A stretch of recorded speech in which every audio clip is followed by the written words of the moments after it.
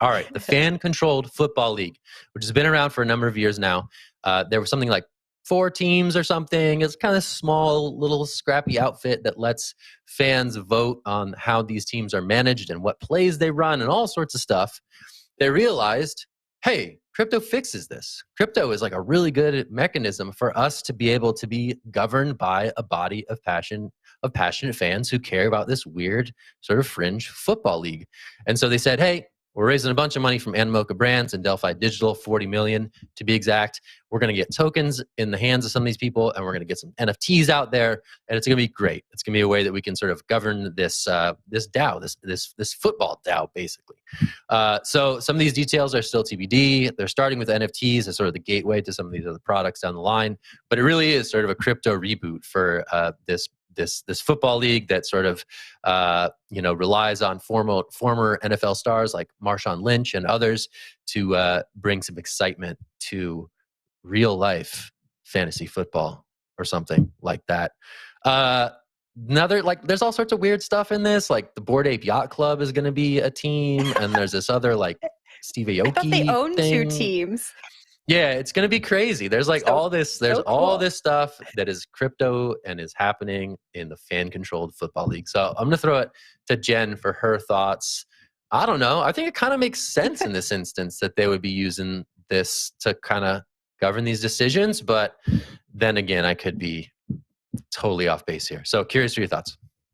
I mean, I could also be totally off base, but I think it makes sense too. And I think it's so cool. I've never heard of the fan-controlled football league until now. Bored Ape Yacht Club, I believe they're going to own 2 teams, like you said, Zach. And this reminded me, so there's a trending story on Twitter this morning.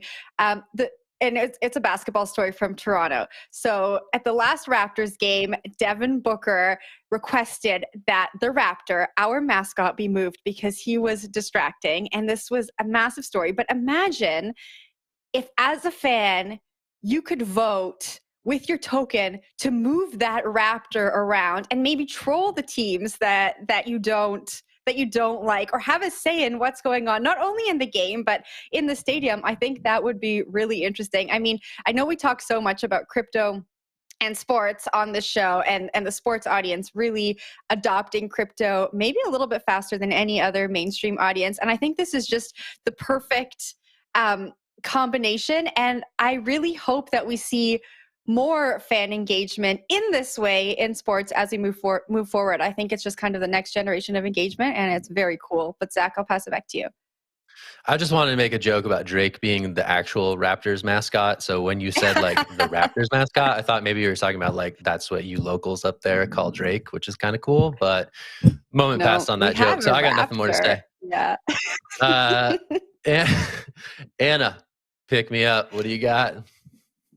Well, I think that actually gaming is kind of an ideal sandbox, like ideal playground for this kind of technology, because on one hand, stakes are not that high that we're talking about, people's actual livelihood and their everyday lives, but they are high enough for people to care because, people engaged in this stuff are really passionate about it. They care a lot about them and they want it to work, that they want it to work properly.